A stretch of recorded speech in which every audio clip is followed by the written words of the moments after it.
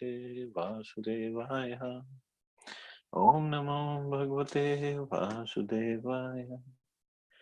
Narayanam Namaskritya Naram Chaiva Narottamam Devim Saraswatim Vyasam Tato Jayamudire Nashtaprayeshu Bhadreshu Nityam Bhagavata Sevaya Bhagavati Uttam Shloke Bhaktir Bhavati Nashtiki.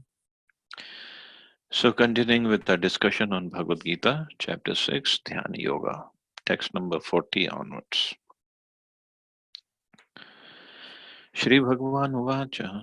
So, before that, Arjun had asked questions that Krishna, if you're talking about this yoga, perfection of yoga, it's so wonderful.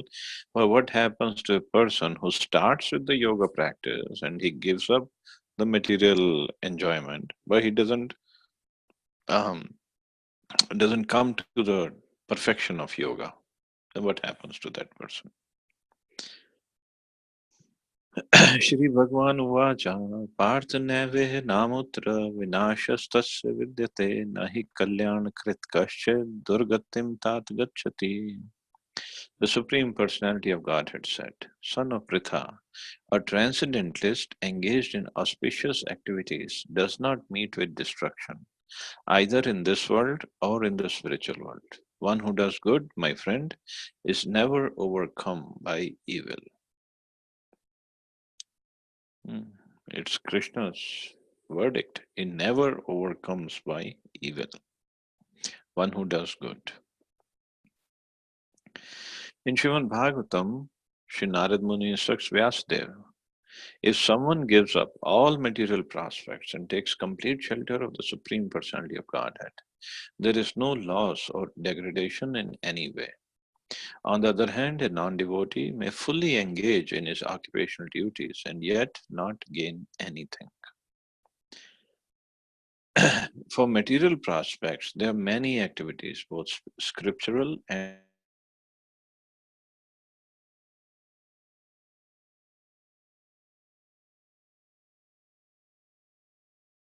consciousness. One may argue that by Krishna consciousness, one may attain the highest perfection if it is completed.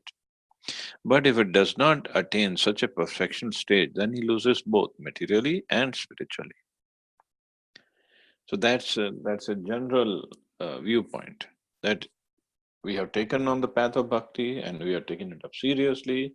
But then people say, oh, if you have not finished, if you haven't come to the perfection, then you're a loser because you didn't enjoy materially and you didn't go anywhere spiritually.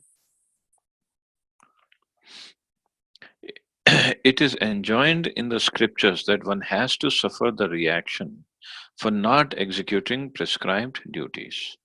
And then people also say this that okay, when you took up the spiritual life, you didn't do your dharma, you didn't do your prescribed duties properly, like the duties as a son, as a husband, as a father, as a mother, as a daughter, as a wife. There's so many duties. But what does the scripture say? Therefore, one who fails to discharge transcendental activities properly becomes subjected to these reactions. The Bhagavatam assures the unsuccessful transcendentalist that there need be no worries. Even though he may be subjected to the reaction for not perfectly executing prescribed duties, he is still not a loser because auspicious Krishna consciousness is never forgotten, and one so engaged will continue to be so, even if he is low born in the next life.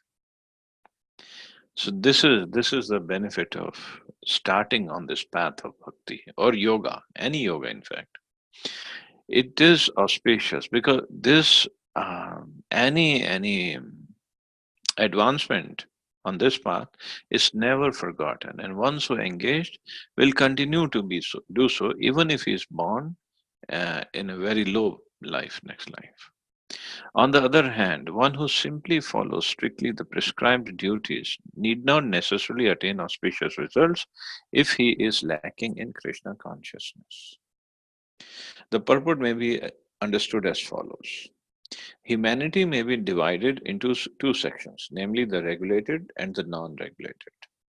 Those who are engaged simply in bestial sense gratifications, means mundane or material sense gratification, without knowledge of their next life or spiritual salvation, belong to the non regulated section. And those who follow the principles of prescribed duties in the scriptures are classified amongst the regulated section. The non regulated section, both civilized, so even in non regulated, they could be both civilized and non civilized, educated, non educated, strong and weak, are full of animal propensities. So, in the non regulated, means those who are not following any spiritual path, they could be either goodness, mode of goodness, passion, ignorance. So basically, Prabhupada didn't say that, but he's writing like that, both civilized and non-civilized. So their activities are never auspicious because while enjoying the animal propensities of eating, sleeping, mating, defending, they perpetually remain in material existence, which is always miserable. So even if they are civilized but non-regulated. So Prabhupada is saying that still it is inauspicious because they are perpetually, they are again and again going to take birth in the material world, and which is miserable to begin with. On the other hand, those who are regulated by scriptural injunctions and those who rise gradually to Krishna consciousness certainly progress in life. So they certainly make progress. Those who are following the path of auspiciousness can be divided into three sections, namely, the followers of scriptural rules and regulations who are enjoying material prosperity. Second, those who are trying to find ultimate liberation from material existence. And third, those who are devotees in Krishna consciousness. So, first one is those who are followers of scriptural rules and regulations and enjoying material prosperity, means karma mishrit bhakti. Second, those who are trying to find the ultimate, means Gyan Mishrit Bhakti. Or or even if there's not mixture, we can say first one could be Karma Yogi, second could be Jnana Yogi, and third are Bhakta Yogis. Those who are following the rules and regulations for scriptures for material happiness may be further divided into those who are fruitive workers and those who desire no fruit for sense gratification. So fruitive workers are karmis, but still following some rules and regulations. So karma kandis could be. And then no fruit for sense gratification means nishkam karma yogi. Those who are after fruitive results for sense gratification may be elevated to a higher standard of life, even to higher planets. But still, because they are not free from material existence, they are not following the truly auspicious path. The only auspicious activities are those which lead one to liberation. Any activity which is not aimed at ultimate self realization or liberation from material bodily concept of life is not at all auspicious. Activity in Krishna consciousness is the only auspicious activity, and anyone who voluntarily accepts all bodily discomforts for the sake of making progress on the path of Krishna consciousness can be called a perfect transcendentalist under severe austerity.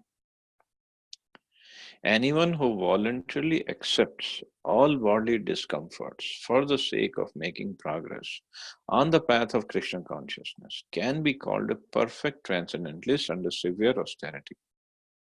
So that is a real thing. So some we have to make some austerities, take some bodily discomforts to make progress on the path of bhakti. And best is, yes, we should do, but then we get complacent that okay, I instead of getting up at 4, I can still get up in 5 and chant my rounds, or whatever excuses we try to make. But we have to try to keep on doing more and more austerities, push ourselves little bit more, little bit more, because that pushing ourselves, see, the The deal with the householders is because we all are living in our separate homes, a comfortable environment. So it's little hard to do austerities. Those who are living in ashram, for them, it is tough life. The austerities are forced, if not voluntarily done. But at home, the other austerities are there. I mean, living at home and taking care of the household is a big austerity in itself. But to make progress on the path of bhakti, at the same time taking care of the household duties, it's a big austerity. But to make progress steadily, to make sure that we are making progress, we're not either on a standstill level, or we are going down on a path of bhakti or on a sadhana, then we have to look after our own progress. So we have to do austerities. Without austerities, there is no way we can make progress. So that's a proper right. It's the last line. And because the Eightfold Yoga system is directed towards the ultimate realization of Krishna consciousness, such practice is also auspicious. And no one who is trying his best in this matter need fear degradation. So there is no question of degradation, because anybody who has made a little progress, as the Krishna says in second chapter, Swalpam apyasya dharmasya trayate mahatobhyat. Yeah, and on this path, even a little progress made on this path protects one from biggest type of fear. So all of us, we have made quite a bit progress, not just little progress. So definitely the results are permanent, because anything done spiritually has bears permanent results, because spiritual, it is spiritual activity. It's not material. But at the same time, we have to try to make sure that we make significant amount of progress in this lifetime. If not coming to perfection stage, at least significant amount of uh, progress. So next life, whenever we start, at least we have a good head start. That is important. So try as much as we can before we leave this body. Now Krishna further says, text 41. प्राप्य पुण्य कृताम लोकान उषित्वा शाश्वती समा शुचिनाम श्रीमताम गेहे योग भ्रष्टो अभिजायते. The unsuccessful yogi, after many years of enjoyment on the planets of the pious living entities, is born into a family of righteous people or into a family of rich aristocracy. The unsuccessful yogis are divided into two classes. One who has fallen after a very little progress, and one is fallen after long practice of yoga. So both are unsuccessful. Unsuccessful in the sense they didn't come to the stage of perfection. The yogi who falls after a short period of practice goes to the higher planets, where pious living entities are allowed to enter. After prolonged life there, how prolonged? It is said the minimum life as compared to Earth over there is 10,000 years. I mean, over there it's 100 years, but calculated in terms of earthly years is 10,000 years. So after prolonged life there, one is sent back again to this planet to take birth in the family of a righteous Brahman Vaishnav or of the aristocratic merchants. So there is no loss at all. So one life, even if not one full life, if we just do this yoga practice for a few years, look at the gain. One can go to the higher planets after he leaves this body, and then when he takes birth, he takes a birth in the family of righteous Brahman Vaishnav. Mean those who fall down after after good after good progress, or of the aristocratic merchants. means those who fall down after little progress for them, let us say.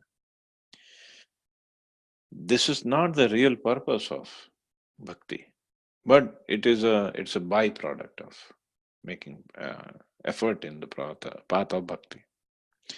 The real purpose of yoga practice is to achieve the highest perfection of Krishna consciousness, as explained in the last words of this chapter. But those who do not persevere to such an extent and who fail because of material allurements are allowed, by the grace of the Lord, to make full utilization of their material propensities. And after that, they are given opportunities to live prosperous lives in righteous or aristocratic families. Those who are born in such families may take advantage of the facilities and try to elevate themselves to full Krishna consciousness. So, why they are born like that in such families? So that they may take advantage of the facilities given. Of course, not every rich person who's born in this world was a yogi in the previous life. He could be, or he could have become rich by just doing pious activities. So, but in this case, what Prabhupada is discussing, that a yogi who had taken up the path but who didn't finish, then he after enjoying in heavenly planets, when he comes back to earthly planet, then he takes birth in the family of a rich person, so he can use the facility. But because those seed of yoga is there, that never goes away. So he can use the facilities in his so that he doesn't have to work hard to make a living for his comfortable life, and then so his mind can doesn't need to be diverted to other areas. So he can put more mind, energy, effort on the path of bhakti or on the path of yoga.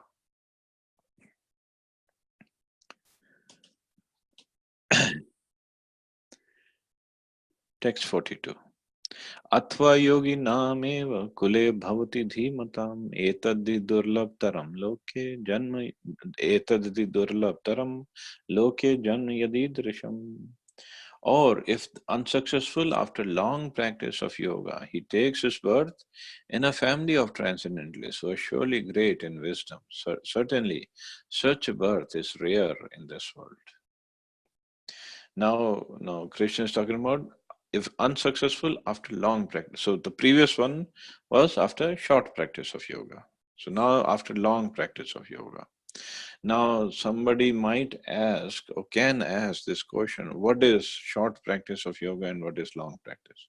Means how many years we have to put in to come for short practice of yoga, to qualify for that? So answer is, I don't know. Is it like 6 months of chanting Hare Krishna one is eligible to go to heavenly planets, or is it 6 years? What is it? I don't know. It's person who is speaking Bhagavad Gita, he must be knowing. So Krishna knows. I have no idea. So but the only thing I know is we have to keep on practicing, and so let Krishna decide if we have made short practice or long practice. So, but those who die or who became unsuccessful after long practice of yoga, and when they leave the body, they take the birth in a family of transcendentalists on earth who are surely great in wisdom. So they take birth in the family of devotees. Birth in the family of yogis or transcendentalists, those with great wisdom, is praised herein because a child born in such a family receives a spiritual impetus from the very beginning of his life. It is especially the case in the Acharya or Goswami families. So those who are Goswami families, those who are born there, they're very, very fortunate people. They made long progress in the previous lives. That's why they get a chance to be born in that kind of family. So from the very birth, they see bhakti being performed, or they take birth in the family of yogis who are performing yoga, and and then because the impression is in the consciousness of the child, impression is there and it's so strong. He takes birth in that family, so he can finish off his perfection of yoga path in this lifetime.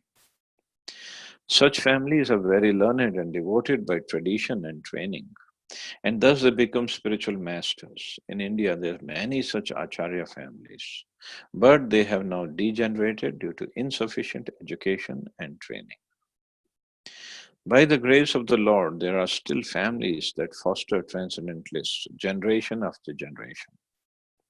It is certainly very fortunate to take birth in such families. Fortunately, both are spiritual master. Om Vishnu Pa, Shri Srimad Bhakti Siddhanta Saraswati Goswami Maharaj, and our humble self had the opportunity to take birth in such families by the grace of the Lord.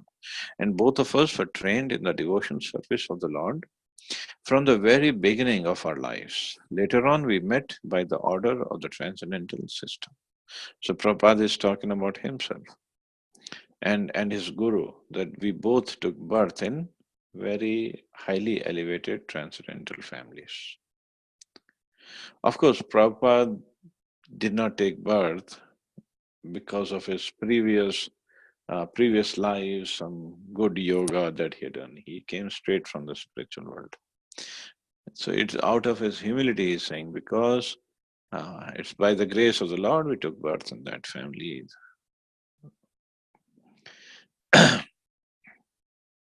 But Prabhupada, if you read Prabhupada's Amrita, we can see. So from the very beginning, his training was going on to how to serve Radha Krishna and how to be a devotee. In fact, he said at one place that his mother wanted him to go to London and, uh, and go for higher education. But Prabhupada said his father wanted him to become a devotee and he should become an expert mridanga player. That's what his father wanted. So Prabhupada fulfilled both the desires of his parents. So he did go to London, not to take education though, but to give the knowledge to others. And he became a good mridanga player.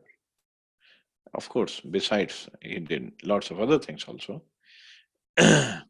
But he happened to fulfill the desires of both of his parents. Text 43. Tatra tam buddhi samyogam labte paurvadehikam yatate cha tato bhuya samsiddho kurunandana.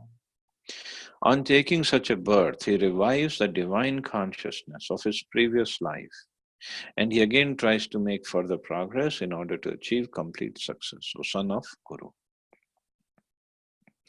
So, on taking such a birth means in the family of transcendentalists. Prabhupada gives the example of King Bharat. King Bharat, who took his third birth in the family of a good Brahman, is an example of good birth for the revival of previous transcendental consciousness. King Bharat was the emperor of the world, and since his time, this planet has been known amongst the demigods as Bharatvarsha. Formerly, it was known as Ilavrat-varsha. The emperor, at an early age, retired for spiritual perfection but failed to achieve success. In his next life, he took birth in the family of a good Brahmin and was known as Jad Bharat because he always remained secluded and did not talk to anyone. And later on, he was discovered as the greatest transcendentalist by King Rahugana. From his life, it is understood that transcendental endeavors or the practice of yoga never go in vain. By the grace of the Lord, the transcendentalist gets repeated opportunities for complete perfection in Krishna consciousness. So Krishna makes the arrangement for such a transcendentalist to make further progress. Text 44. पूर्वाभ्यासेन तेनैव ह्रियते हि अवशो अपि सः जिज्ञासुरपि योगस्य शब्द ब्रह्माति वर्तते. By virtue of divine consciousness of his previous life, he automatically becomes attracted to the yogic principles, even without seeking them. Such an inquisitive transcendentalist stands always above the ritualistic principles of the scriptures. So he becomes automatically attracted to the yogic principles because the sanskaras are very much deeply imprinted in his consciousness. Advanced yogis are not very much attracted to the rituals of the scriptures, but they automatically become attracted to the yoga principles, which can elevate them to complete Krishna consciousness, the highest perfection. Bhagavatam states, O my Lord, persons who chant the holy names of your Lordship are far, far advanced in spiritual life. Even if born in the family of dog eaters, such chanters have undoubtedly performed all kinds of austerities and sacrifices, bathed in all sacred places, and finished all scriptural studies. So those who are chanting the holy names of the Lord are so fortunate. And Bhagavatam said they must have done all the pious activities in their previous life. That's why they got a chance to chant the holy names in this life.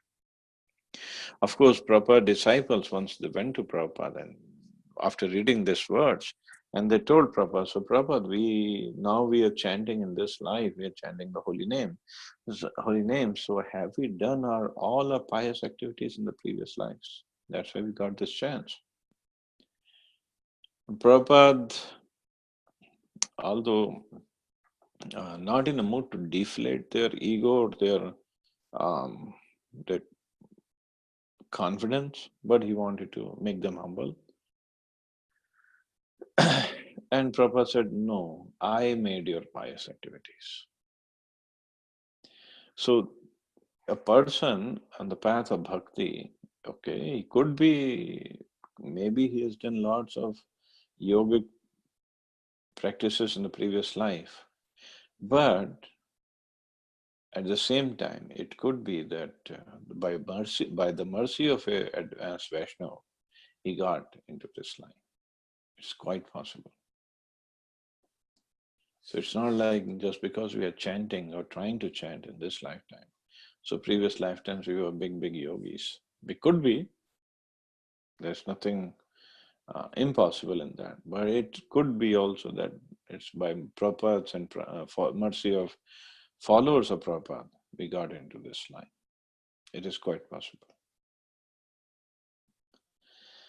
The famous example of this was presented by Lord Chaitanya, who accepted Thakur Haridas as one of his most important disciples.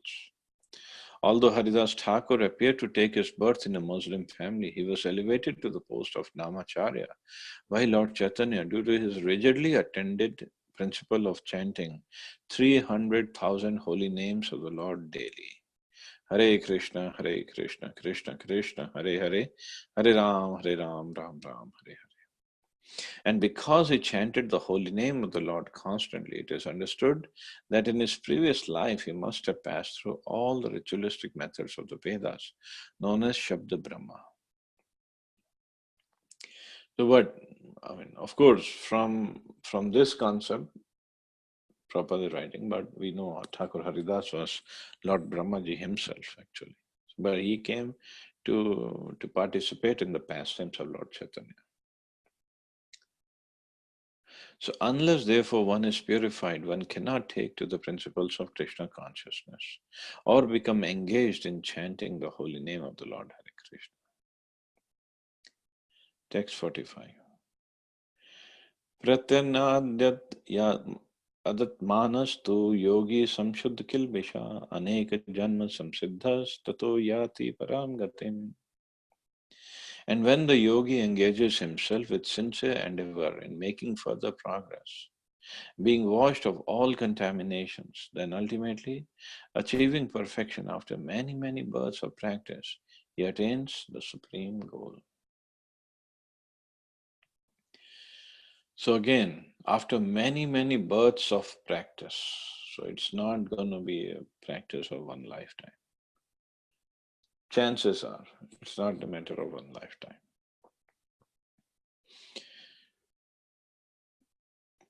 A person born in a particularly righteous, aristocratic, or sacred family becomes conscious of his favorable conditions for executing yoga practice. With determination, therefore, he begins his unfinished task, and thus he completely cleanses himself of all material contaminations. When he is finally free from all contaminations, he attains the supreme perfection, which is Krishna consciousness. So when he finally free from all contamination, what is the contamination we're talking? Contamination is the contamination of consciousness or trying to enjoy the material world without serving the Supreme. Means bodily consciousness. So that is contaminated consciousness. Text 46. Tapasvibhyo adhiko yogi jnanibhyo mato adhika karmebhyashchadhiko yogi tasmad yogi bhavarjuna. A yogi is greater than the ascetic, greater than the empiricist, and greater than the fruitive worker. Therefore, Arjun, in all circumstances, be a yogi. So, yogi is greater than the ascetic. Ascetic means tapasvi, one who does tapasya, austerities. Greater than the empiricist. Empiricist means a jnani, one who wants to study and find out who Krishna, who is the Supreme Lord. And greater than the fruitive worker or karmi. Therefore, Arjun, in all circumstances, be a yogi. Yogi means one who is trying to link his consciousness with the Supreme or trying to connect with the Supreme. An ascetic or a tapasvi, maybe he will get connected or maybe not. Not sure. Jnani, maybe, maybe not. And karmi, chances are not. So that's why Krishna says, in all circumstances, be a yogi. When we speak of yoga, we refer to linking our consciousness with the supreme absolute truth. Such a process is named differently by various practitioners in terms of particular method adopted. When the linking process is predominantly in fruitive activities, it's called karma yoga. So, but the linking process is there. When the linking process is predominantly in fruitive activities, it's called karma yoga. These days, anybody who's working hard in the material world is either working like 15, 16 hours every day to run his business properly or doing some research work or working in say IT industry and working so hard. And then he likes to call himself as a karma yogi. I'm a karma yogi. And when we approach them to take up chanting, oh no, bhakti is not from me, I'm a karma yogi. But you're not a karma yogi if you're not linking yourself with the Supreme by your activities. You're a karmi, one is a karmi, that's for sure. He's a hard worker, okay. He's a very prolific karmi, but nevertheless he's a karmi. He's not a karmi yogi. So this is what Prabhupada is writing here. When the linking process, so linking has to be there. The connection has to be established with Krishna. When it is predominantly empirical, it is called Jnana Yoga. When he's trying to understand, understand the Supreme through the scriptures, through reading the scriptures. When he's just reading the scriptures, just trying to get some more and more knowledge, he's not called Jnana Yogi. He's only Jnani. So he has knowledge, that is good. He has lots of knowledge, but he cannot be called Jnana Yogi. And when it is predominantly, it means the linking process is predominantly in a devotional relationship with the Supreme Lord. It's called Bhakti Yoga. Bhakti Yoga or Krishna consciousness is the ultimate perfection of all yogas, as will be explained in the next verse. So there could be a process where devotional service is there, a devotional relationship is there, but it's not linking process. It's not, he's not trying to connect with the Supreme. That will be called karma kanda, not bhakti. So we have to be sure that we are doing bhakti, not just karma kanda.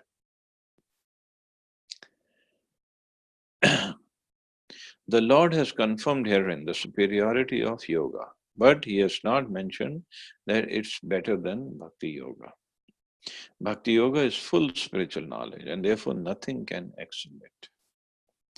Asceticism without self knowledge is imperfect. Empiric knowledge without surrender to the Supreme Lord is also imperfect. And fruitive work without Krishna consciousness is a waste of time. Therefore, the most highly praised form of yoga performance mentioned is Bhakti Yoga. And this is still more clearly explained in the next verse.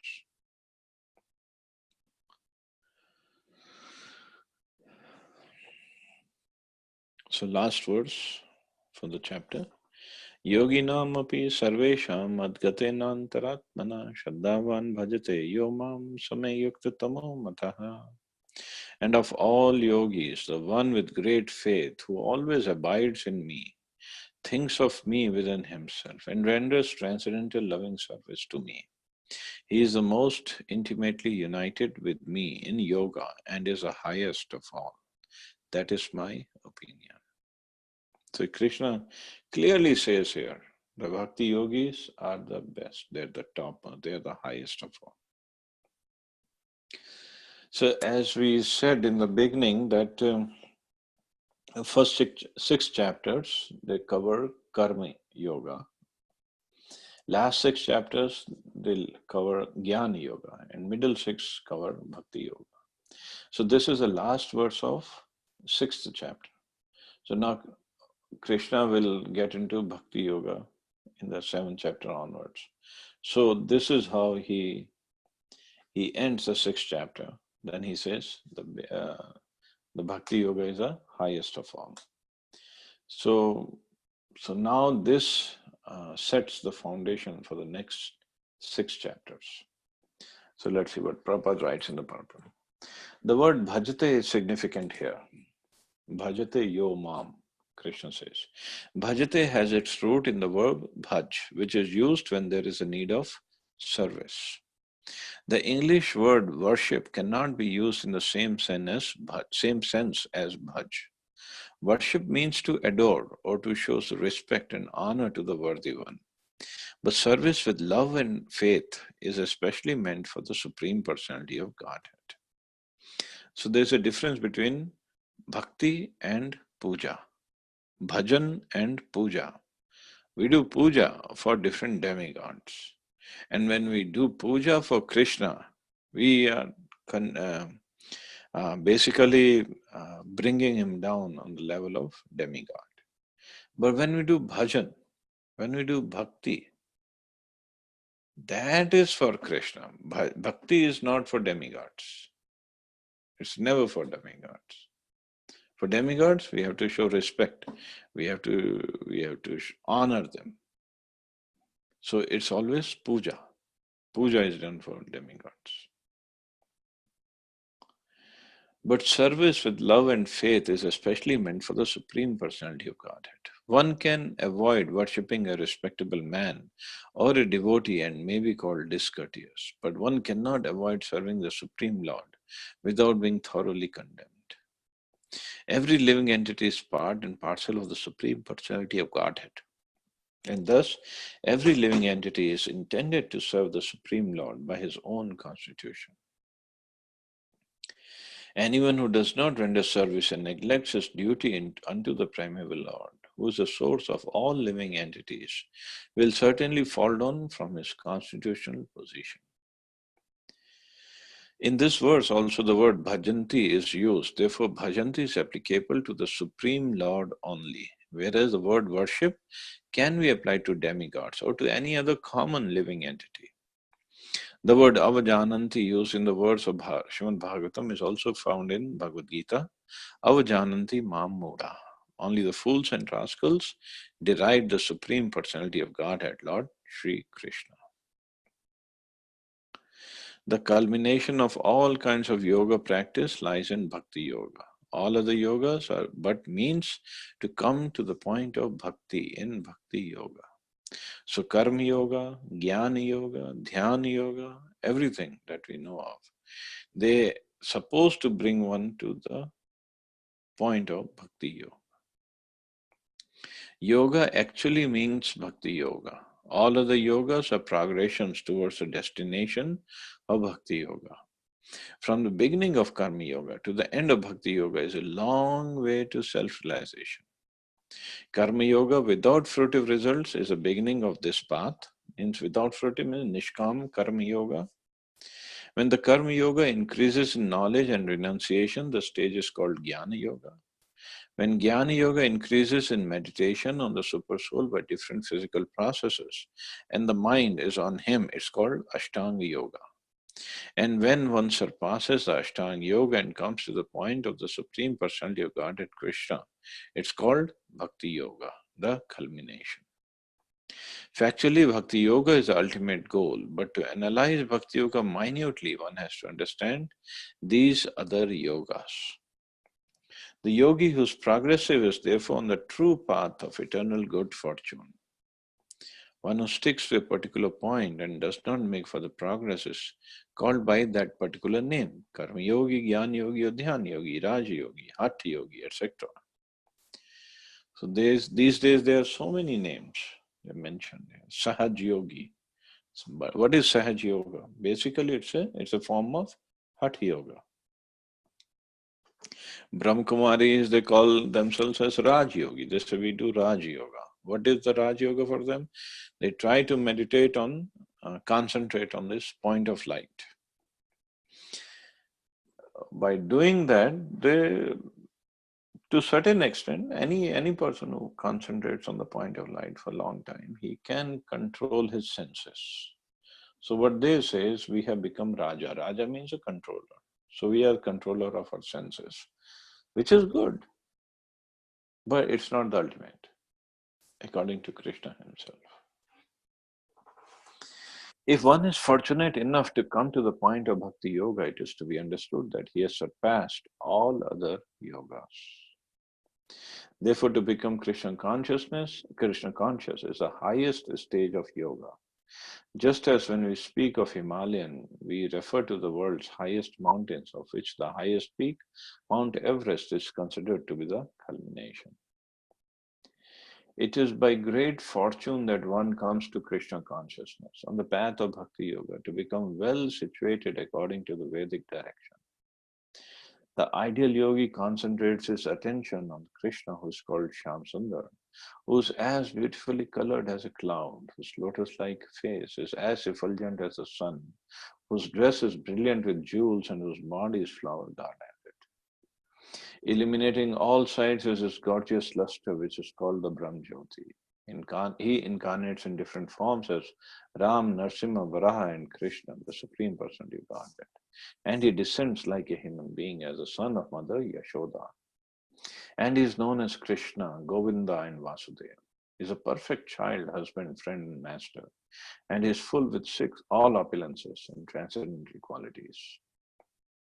If one remains fully conscious of these features of the Lord, he is called the highest yogi. So we are given this opportunity um, to think of Krishna and to meditate on his pastimes, meditate on his form, meditate on his beauty, meditate on his qualities. There's so many things. Even if you just meditate on his dhoti. Dhoti is not different from Krishna. It's all spiritual. So if you just meditate on that, we can make progress.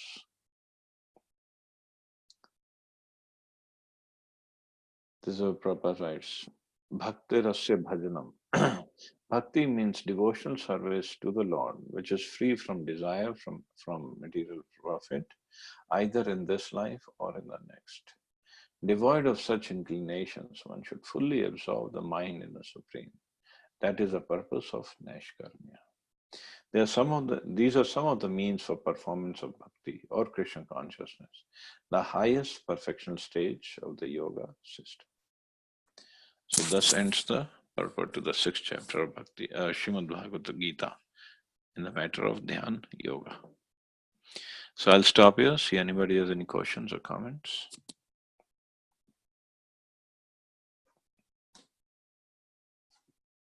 Thank you very much, Ro, for such a wonderful chapter and explanations.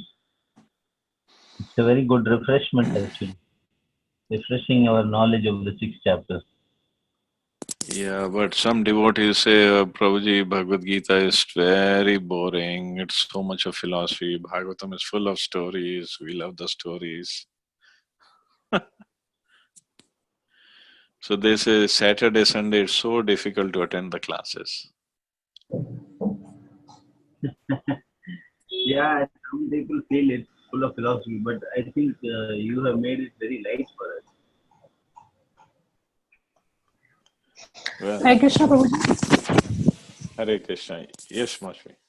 Yeah, Prabhuji, I have a small doubt regarding bhakti and puja, as you have mentioned.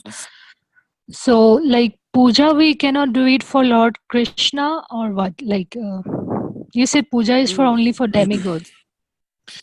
Yeah, but many times, or bigger people, they consider Krishna also as a demigod. Demigod means Devta. Devta means one who keeps on giving. So they approach Krishna for material, with material aspirations. So then we are treating Krishna as a Devta. Okay, Not so as puja, Bhagwan. puja, you mean to say simply worshipping, and bhakti is like just with the love and faith, we are giving service.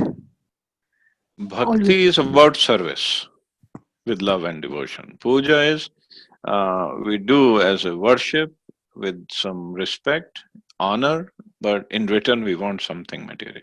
Okay, with the expectation. Yeah, bhakti is to give, puja is to take, receive. And we have today we have Pooja Karan with us also in the class. I hope she's not feeling bad. I think she came first time in the class. Yeah. Hare Krishna. On the Hare online Krishna. class. Yeah.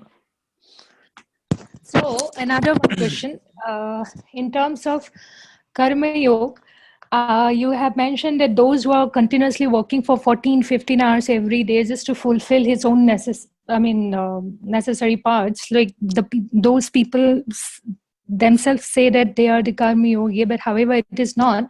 I remember the slok from, I guess, chapter 3, that the one Karmanyavadi Karaste Ma Phaleshu Kadachana. So if you can bring your light once again on that verse, especially because that verse really attracts me, but if you can explain more about it. So that verse in second chapter, not third. So, Right. Karmanyavadi Karasya means it says, Krishna says, you have a right to perform your duty. But then this is only 1/4 of the verse. You don't have a right on the results of your action. You're not the cause of the results of your actions, and you have no, and still you have to do your duty. I mean, you cannot run away from your duties. But that is at the level of nishkam karma,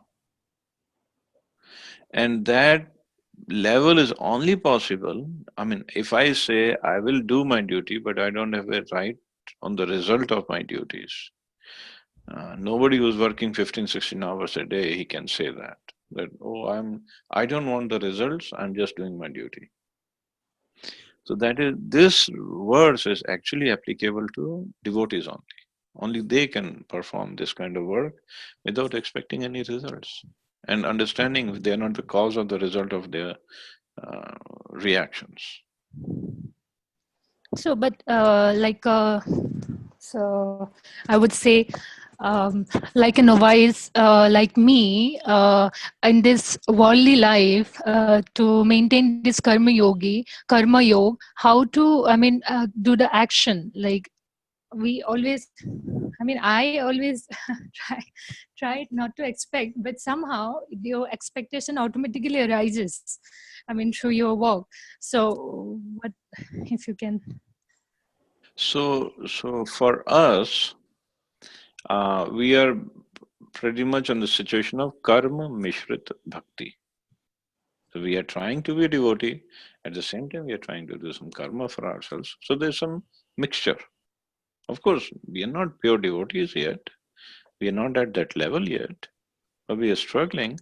At the same time, we are doing karma, and we ask for many times we go to Krishna for also material benefits. Although we are trying to do bhakti, so it's a karma mishrit bhakti we are doing. It's a mixture, Okay. which is better than not doing anything, not doing any bhakti. It is much better. And And about Gyan Yogi, mhm. you said like the predominantly empirical. So that means like observant. We are observing every time. Like suppose we have done a mistake, then I realize that okay, I did the mistake. Then I should apologize. So that is called like observance in your nature. So that is like slowly moving towards to the realization part, and then slowly I can go to the bhakti part, like that. Something. Yeah, but at the same time, the gyan means try to deduce knowledge from the study of scriptures. Okay. Somehow they have to deduce knowledge, either scriptures or realizations or experience, like you said, observer. So they're trying to get the knowledge, but if that knowledge is in connection with the Supreme, then they're called Jnani Yogis. Yes, true, because without having the knowledge of the higher scripture, you won't even realize that what mistake you are doing, like how what should be your lifestyle, like how to improve. Because in my case, if I look at myself like 2 years back or 3 years back, I don't even realize the things. But now after reading the scriptures, like coming on the regular classes, every day, like after reading, at least I got to know that this is something bad and this is something good. We should we should do like donation, or hurting to them, people like shouting to themselves, like anger. These things, small things I have started observing, but I'm not sure how much I'm going to how much I'm improving myself. But yeah, I try my best to, control on those particular things which is not really good. So this is one small things I am observing in myself, that slowly and gradually I'm like enhancing my this endurance power. Now not really sure how can I gain this bhakti yoga. Yeah, see, stopping from getting angry or preventing from getting angry is good. It's a wonderful quality to have. But if it is connected with the Krishna, with bhakti, with the service, it becomes yoga.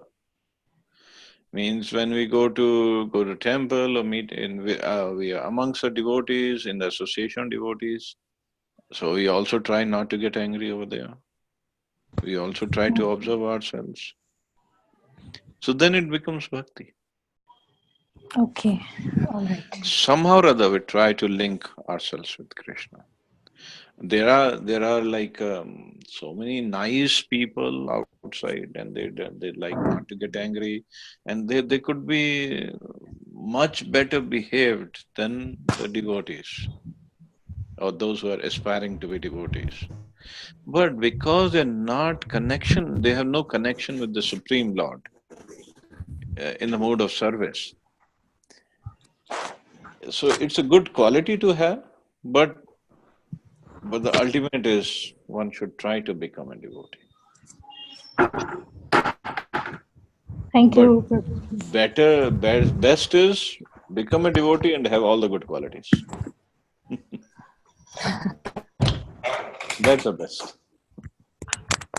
Yeah, I mean, sometimes if I go for workshop to attend workshop in yoga, so these days I'm adding like in the meditation session, I am trying to get the malas and the feedback for the new students, and then I give it to them. And then chanting is only I'm making it as a meditation part. But for the new people, I sometimes I'm like they are with the different expectations, especially materially. So I sometimes don't know what to exactly explain them. Like, sometimes I tell them that if you whatever you are expecting materially, just chant this and then you can attain everything. So because they don't understand this bhakti or they don't understand the love or connection with the God, if you directly tell them initially, they will instead run away. So this is what I am trying, but I'm not sure whether I'm going right or wrong. See, in the beginning, this is how that's why we call it, no, in America, this is how we hook the fish. We try to bait them. Okay, you come, chant, take up chanting, it will give you peace of mind, it will fulfill your desires. So whatever the punchline we make out here. What Okay. the idea is to at least give them a taste of chanting. Right. Slowly, maybe they take it up properly. That's right. Mhm.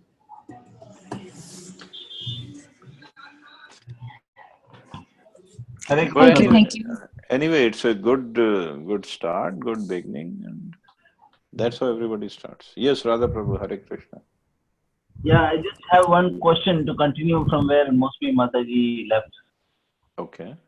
Sometimes we get angry with the devotees, not because we had a desire, but we say that the devotees are not doing their sadhana properly, or they are not reporting things, they are just hiding. And so when we get angry with them, we are actually getting angry because we are concerned for them. Is that based on a desire that they should listen to us, or is it a transcendental anger? Another time, we also tell the devotees to take care of themselves, their health and their routine and all. But when they are not focused on their life, they are not very disciplined, we also get angry. So is that anger allowed? Um, See, we have to see what's the motive behind the anger. The motive matters a lot. Is it the anger to put somebody down? Is it the anger to help somebody? We have to see in our heart. So if it is to put somebody down, then it could be out of envy, it could be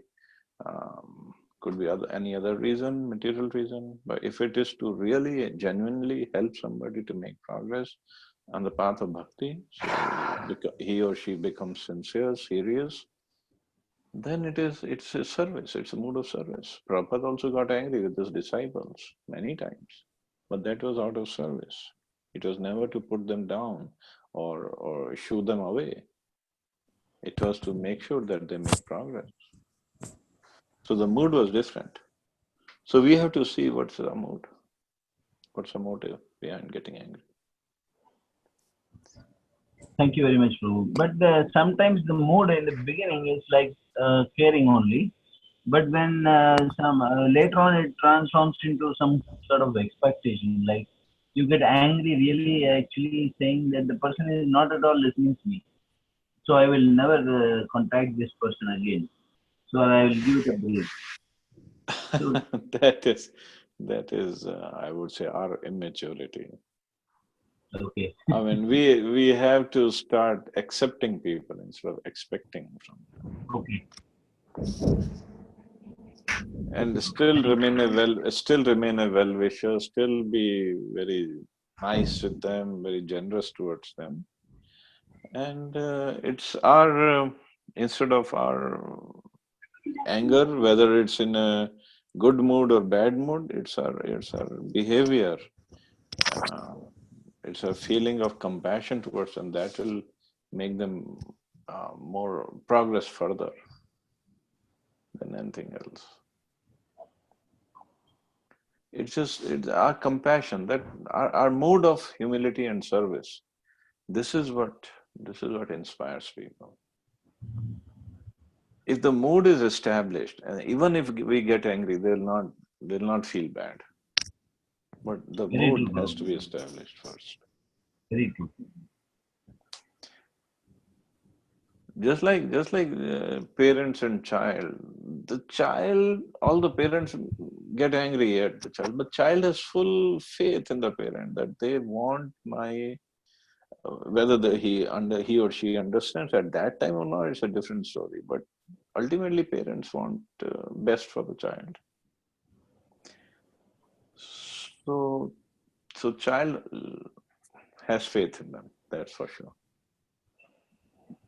So that mood has to be established first. True, Prabhu. Thank you very much. Actually, I learned this from you every time. Oh, come on. I I'm have a nobody. very good temper, but when I just imagine how you would behave in this situation, and I've seen you never got angry with me, Oh, come although I on. am not. I got so angry so many times. But it is recorded, being recorded, so I cannot say that. And one thing I would like to add, actually, Prabhuji, most of Yes, the sir. time I learned from Radha Krishna Prabhuji, because I never saw see him. I mean, honestly speaking, always I see him laughing and then with so much of patience. So I get surprised, like, how come? Like, how is that possible? So that's how, like, I am learning very much from him. I am also learning from him all the time. No, you are in Come the. on. I'm telling the truth. So anyway, Hare Krishna to all. Hare Krishna. So I hope Prabhuji, you're gonna continue attending the classes. yeah, sure. I have one query. What is Sankhya Yoga?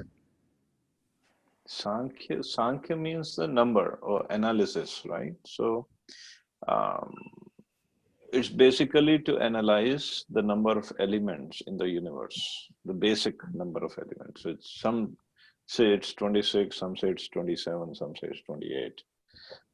So how it is comes into yoga is all those elements, the base ultimately they come from the Supreme Lord. So means the whole universe, earth, water, Mhm. fire, air, ether, mind, intelligence, false ego. These are 8, and there are so many, 20 more. And the purpose of all these elements is to engage the soul in the service of the Supreme Lord. The ultimate purpose is that. So when one understands this purpose, then he comes to Sankhya Yoga. It becomes Sankhya Yoga. Okay, Prabhuji. Thank you so much. Yes. And another query is even if I meditate or chant, still my mind go in past at times. Mhm. And though I know in intellectual domain or my mind knows that it has nothing to do.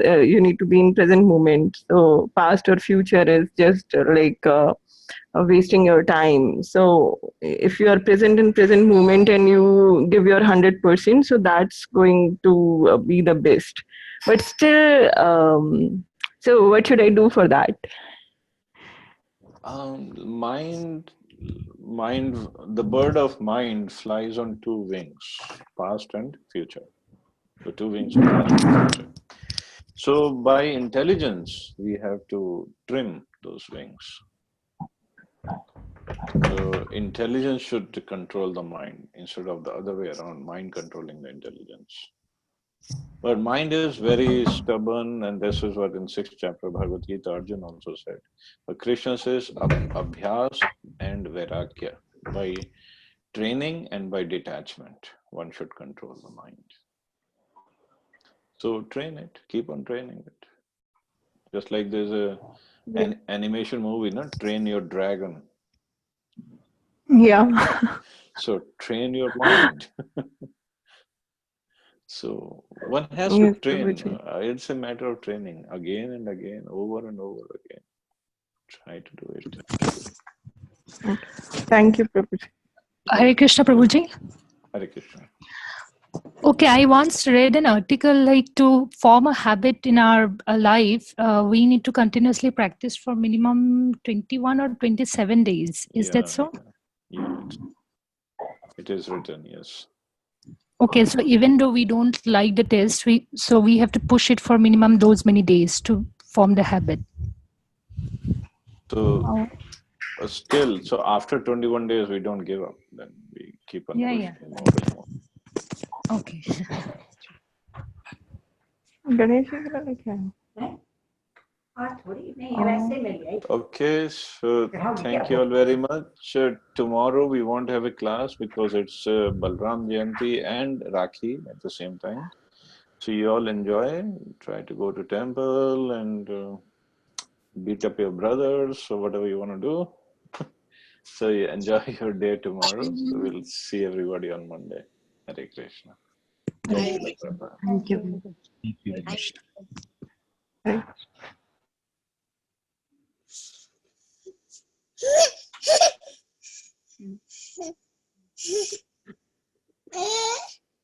Hare Krishna.